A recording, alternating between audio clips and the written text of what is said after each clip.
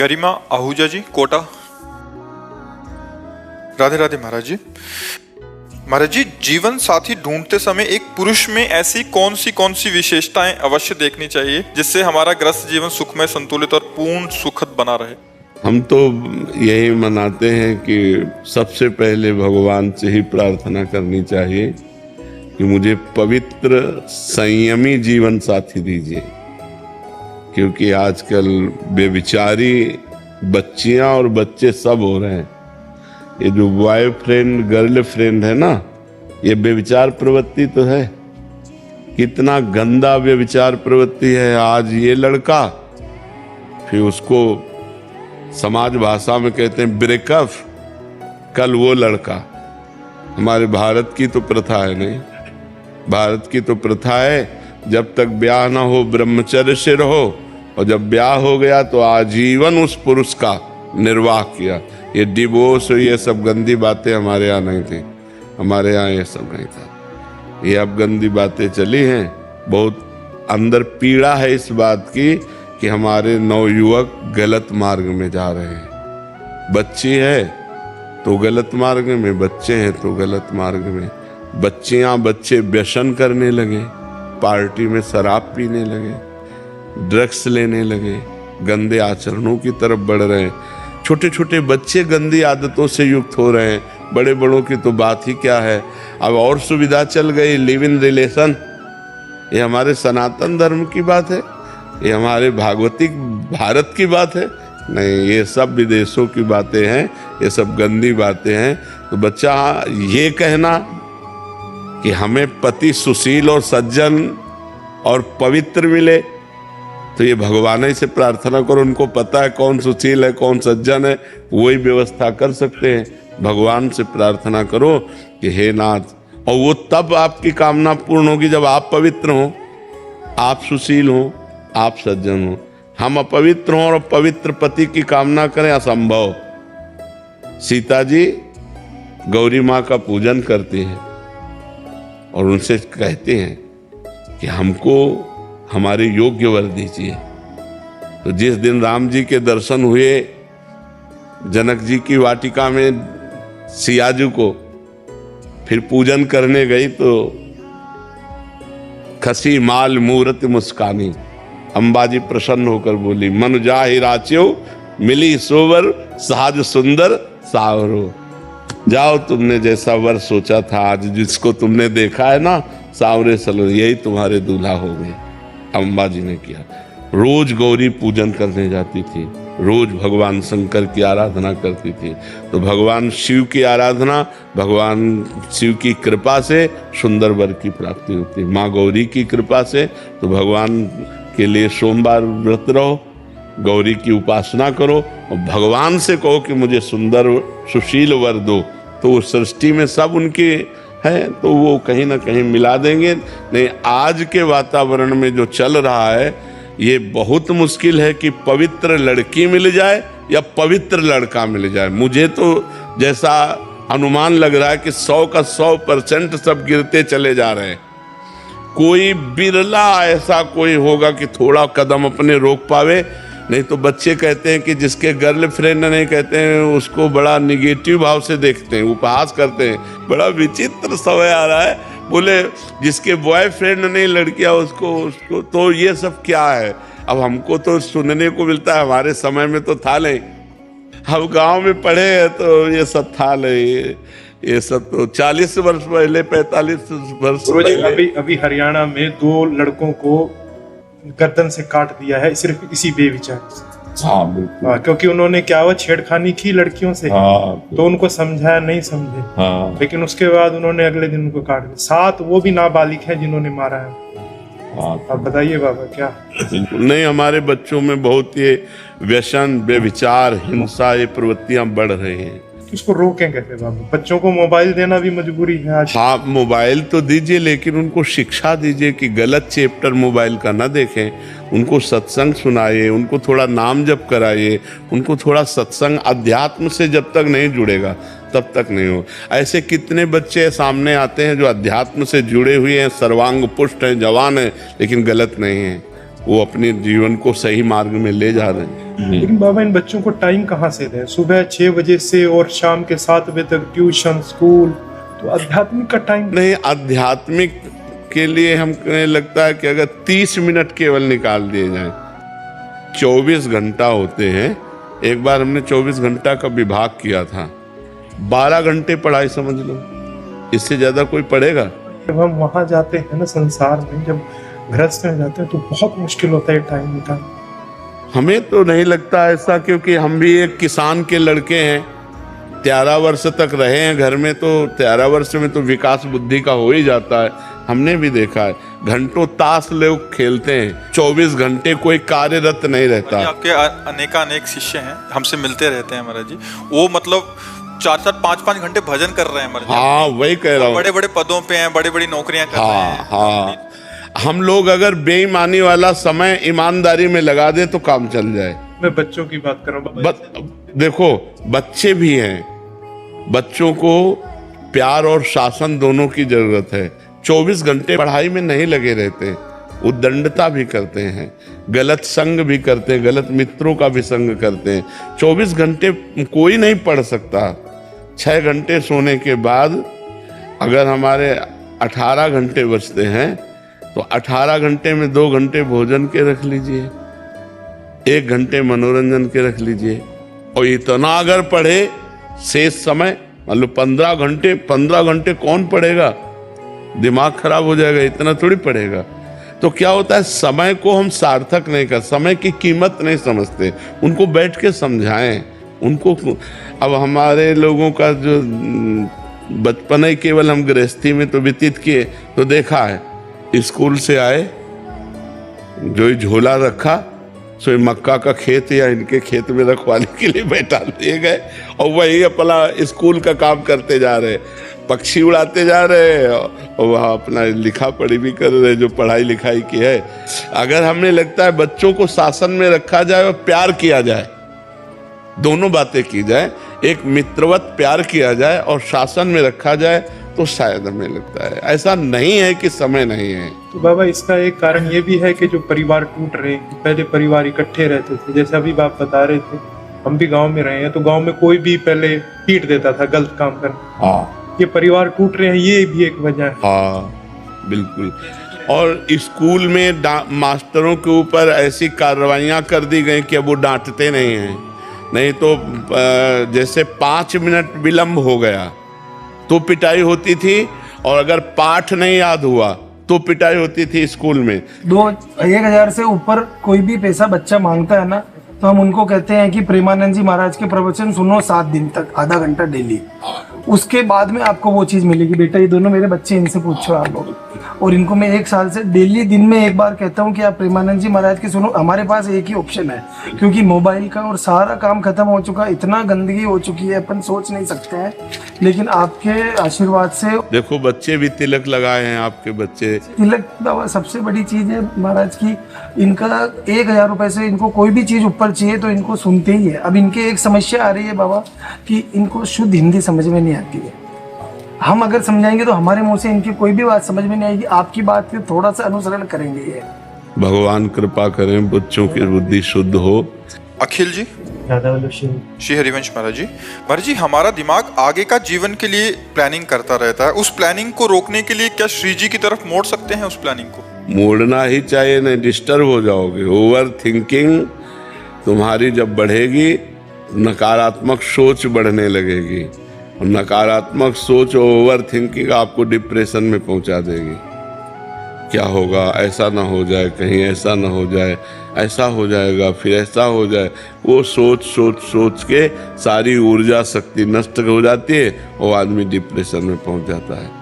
हमको कल के लिए नहीं सोचना, हमारा अभी का समय ठीक जाएगा तो हमारा भविष्य अच्छा होगा। भूत तो अच्छा हो ही जाएगा, जैसे हम बोले राधा राधा, और अच्छा कर्म किए तो ये कर्म हमें भविष्य में सुख देगा और ये भूत को पवित्र कर देगा। तो वर्तमान को जो देखता है, वर्तमान को सुधारता है, जो वर्तमान में दृष्टि रखता है, उसका भूत और भविष्य पावन होता है। जो भूत भविष्य की चिंता में वर्तमान को व्यतीत कर देता है उसका जीवन व्यर्थ होता है। मान लो ये वर्तमान का मिनट है, अब इस मिनट में आगे क्या होगा, अगर आगे ऐसा हो जाता वैसा हो जाता तो उसका कोई परिणाम तो रहा नहीं, व्यर्थ है। यार पीछे हमसे ऐसा हो गया वैसा हो गया, उसका भी कोई सुधार नहीं होगा, वो व्यर्थ है। सुधार होना है, राधा राधा राधा वर्तमान में बोलो और अच्छे कर्म करो, भूत भविष्य की चिंता का त्याग कर दो। भगवान कह रहे अनन्यस चिंतयन्तो माम ये जनाः परिपासते तेषाम नित्याभियुक्तानाम योगक्षेमम वहाम्यहम्। मैं तुम्हारे योगक्षेम का वहन करूँगा, प्राप्त जो है उसकी रक्षा करूँगा और जो अप्राप्त है उसको प्राप्त करा दूँगा। अप्राप्ति की प्राप्ति का नाम योग है और प्राप्ति की रक्षा का नाम क्षेम है। अपना कर्तव्य केवल भगवान आदेश कर रहे हैं, अनन्यस चिंतयन्तो माम, अन्य न चिंतन हो, केवल मेरा चिंतन करते हुए अपने कर्तव्य कर्म को करो। किसानी, व्यापार, नौकरी जो भी है भगवान का चिंतन करते हुए धर्म पूर्वक करो, तो मैं तुम्हारा ठेका लेता हूँ तुम्हारे योग क्षेम का। और तेषाम हम समुद्धरता मृत्यु संसार सागरात, उसका मैं स्वयं मृत्यु रूपी संसार सागर से पार करता हूँ। तेषाम हम समुद्धरता, मैं उद्धार करता हूँ। हमारा बस एक ही कर्तव्य है, वर्तमान में सही आचरण करते हुए भगवान का स्मरण। सही आचरण में जो आप व्यापार कर रहे हो बेईमानी मत करो, जो आप पद में हो उस पद का ठीक प्रयोग करो। आप किसान हो तो हर फावड़े पे भगवान का नाम स्मरण करते हुए चलाओ। बस अपने कर्तव्य का पालन और भगवान का नाम जप वर्तमान में करो, इसी में सब मंगल हो जाएगा। रोहित भट्ट जी, राधे राधे। राधे राधे महाराज जी। महाराज जी आपके चरणों में कोटि कोटि प्रणाम। महाराज जी, जो हमारे पूर्व जन्म के प्रारब्ध के कारण हमें इस जन्म में अच्छे या बुरे भोग भोगने होते हैं, उन्हें इस जन्म में भोगते हुए हमें स्मरण क्यों नहीं हो पाता कि कौन से अच्छे या बुरे कर्मों का फल हमें मिल रहा है, ताकि हम उन भोगों को भोगते हुए माया विस्मृत कर देती है, माया विस्मृत कर देती है। जैसे 9 महीना माँ के गर्भ में रहे, एक सेकंड की भी याद नहीं रहे तो इसी जन्म में, पूर्व जन्म की तो छोड़ो, इसी जन्म में हम माँ के गर्भ में 9 महीने रहे और हमें 9 सेकंड का विज्ञान नहीं कि किस स्थिति में हम थे गर्भ में। इसके बाद परसों आपने दोपहर में क्या खाया था? देखो माया विस्मृत कैसे कराती है कि अभी परसों की बात है, तो आपको सोचना पड़ेगा। परसों बड़ा मेहनत करनी पड़ेगी, तब परसों दोपहर में क्या पाया था फिर आप निर्णय कर पाओगे। ऐसा है माया का विस्मरण जाल, वो हमारे हर बात को विस्मृत कराती जाती है। फिर तो वो पीछे के जन्म की बात है। इसी जन्म में मान लो अभी पूछा जाए 3 दिन पहले आप इस समय क्या कर रहे थे, तो आपको सोचना पड़ेगा। 3 दिन पहले 3 बजे बहुत दिमाग लगा, फिर आप सही निर्णय कर। 3 दिन वाली बात तो जन्म और जन्मांतर, ये तो बहुत, ये माया की चाल ऐसी है वो विस्मृत कराती जाती है, और भक्ति की चाल ऐसी है कि स्मरण कराती है। तो अब जैसे आप भजन करो और भगवान में चित्त जुड़ने लगे, माया से ऊपर उठने लगे, तो आपको ज्ञान होने लगेगा। पूर्व जन्म में हम ये थे, हमारे द्वारा ये आचरण हुआ, उसका ये फल हुआ, ये आचरण हो। जितना आप भजन के द्वारा पवित्र होते जाएंगे उतने आपको स्मृति जागृत होती जाएगी, और जितना आप माया में लिप्त होते जाएंगे उतने विस्मृति होती जाएगी। ये माया का खेल है जो जन्म जन्मांतरों की कर्मों का विस्मरण करा के हमको आसक्त किए हुए इस शरीर में। ये भी शरीर छूटेगा, बहुत शरीर छोड़ दिए, ये भी शरीर छूटेगा, पर ऐसा नहीं लगता कि ये छूटेगा। नहीं, मरना है, दूसरों को देखते हैं मरते हुए, लेकिन अपने ऊपर नहीं आता कि हम भी मरेंगे, हमारा भी सब छूट जाएगा। तो हम ऐसी कमाई कर लें जिससे हम परलोक में आनंद उठावें। तो जिसको ये ज्ञान हो जाता है वो भजन में लग जाता है, पाप कर्म का त्याग कर देता है, अच्छे कर्म करने लगता है। तो ये माया भगवती हैं जो विस्मरण कराए हुए। दैवी है सा गुणमयी, जो त्रिगुणमयी माया है, दुरत्यया, ये तरने में नहीं आती, बहुत कठिन है। जो भगवान की शरण में हो गया और भगवान का नाम जप करने लगा, वही पार हो जाता है। तो माया के कारण हमारा स्मरण ढक गया है, इसलिए हमको ज्ञान नहीं होता कि किस कर्म का ये दुख मिल रहा है और किस कर्म का ये सुख मिल रहा है। ये ज्ञान इसीलिए नहीं हो पा रहा। अगर आप खूब भजन करें तो फिर पता चलने लगता है आप कौन हैं, क्या हैं, क्या थे, क्या नहीं। अपना तो चल ही जाता है, दूसरों को पता चल जाता है, पर अगर ये सब जानना शुरू कर दे तो फिर भगवान की प्राप्ति नहीं होती। भगवान की प्राप्ति के लिए ये सिद्धियां भी छोड़नी होती हैं। ये सिद्धियां हैं, लाख कोष से कौन व्यक्ति क्या संकल्प करके चल रहा है, तुम क्या सोच करके आए हो, तुम्हारा नाम क्या है, तुम्हारे मन में क्या चल रहा है, कई रूप बना लेना, कई जगह एक ही समय में उपस्थित हो जाना, आकाशचारी दिव्य महापुरुषों से बात करना, ये सब सिद्धियां हैं। अगर इनको स्वीकार कर ले तो भगवान की प्राप्ति नहीं होती। इसलिए जितने भगवान के प्राप्त करने वाले हैं वो सब बिल्कुल दैन्य रहते, पिट जाते हैं, लेकिन कोई अपनी तपस्या का प्रयोग नहीं करते। साधारण आदमी अपमान करके चला गया, वो चुपचाप सह लिए, क्योंकि भगवान की प्राप्ति करनी है। बड़े भूमा पुरुष भगवान की प्राप्ति के लिए ये सब सहना होता है। तो माया भगवती का कार्य है विस्मरण करा देना। समझ पा रहे हैं आप जी? डॉक्टर पूजा साक्य जी भोपाल से। राधे राधे महाराज। राधे राधे महाराज जी। महाराज जी, यदि कोई गर्भवस्थी स्त्री अपने गर्भकाल व संतान प्राप्ति के बाद श्रीमद् भगवत गीता में बताए गए भगवत प्राप्ति के मार्ग, इनका कहने का भाव है कि अगर ज्ञान मार्ग, कर्म मार्ग, भक्ति मार्ग में से किसी एक का अनुसरण करने चलते हैं तो क्या भगवत जो उनकी जो संतान होगी तो वो किसी, जैसे भक्ति मार्ग का इनको बालक चाहिए तो भक्ति मार्ग के विषय पढ़ना और उसी विषय, या कर्म मार्ग? बहुत उसमें संस्कार बदलने के लिए पहली बात है कि वो बालक प्रारब्ध से प्रेरित होकर आया है, उसका कई जन्मों का कर्म संस्कार उसके साथ है। वो कोई ऐसा नहीं है कि नवीन है, वो बहुत पुराना है, शरीर उसका नवीन है।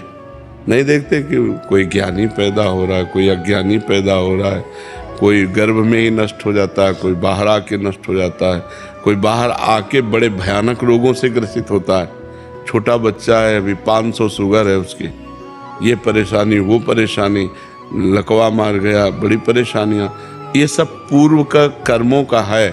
तो अगर हम चाहें कि अब वो पूर्व कर्म का पापाचरण अधिक करने वाला संस्कारी है, अब हम चाहें कि उसे ज्ञानी पैदा कर दें तो नहीं पैदा कर सकते। बड़े बड़े महाभागवतों के यहाँ भी बड़े बड़े दुष्टों का जन्म हुआ और बड़े बड़े दुष्टों के यहाँ बड़े महाभागवतों का अवतार हुआ।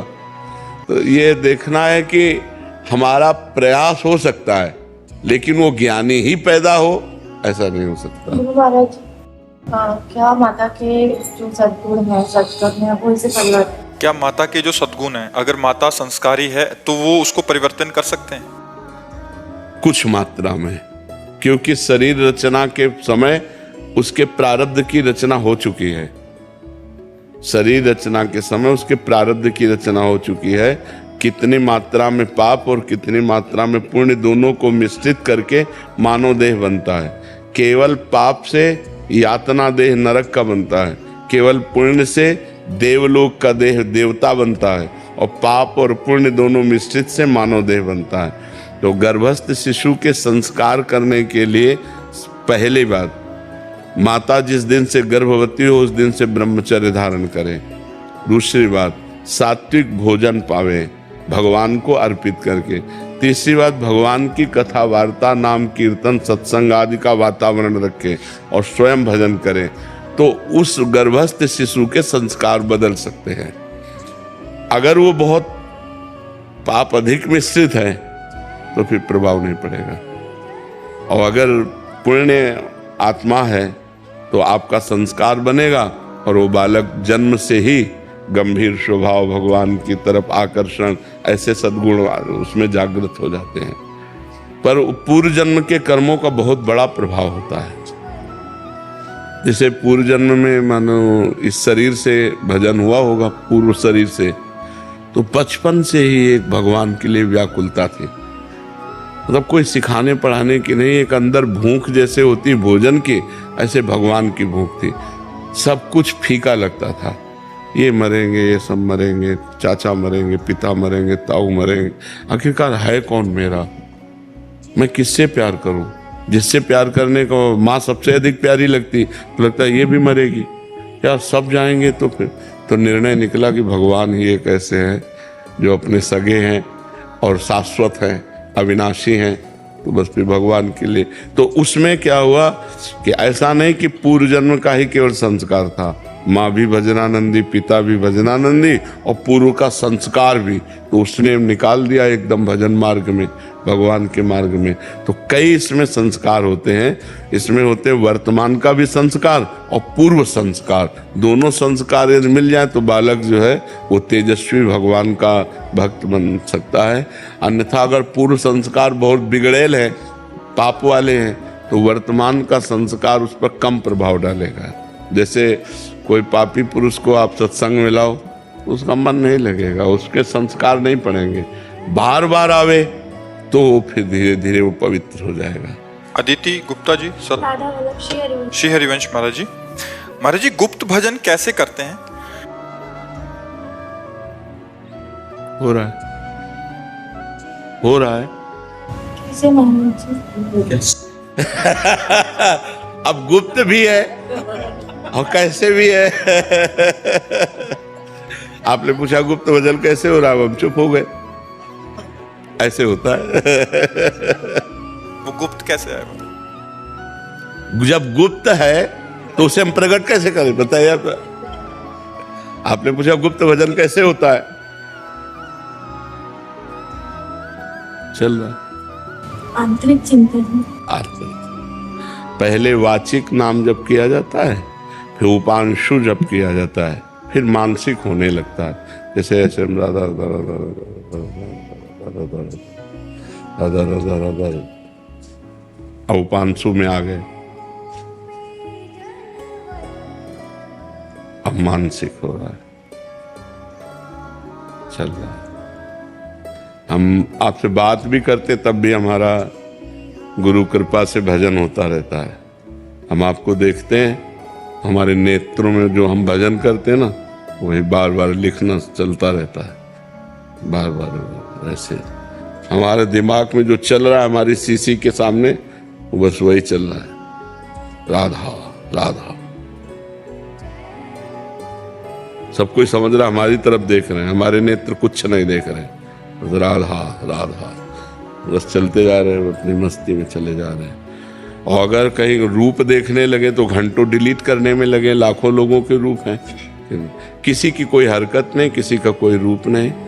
तुम प्रणाम करो, तुम गाली दो, तुम बुरा देखो, तुम भला देखो, मेरे प्रभु मेरे प्रभु, राधा राधा राधा राधा।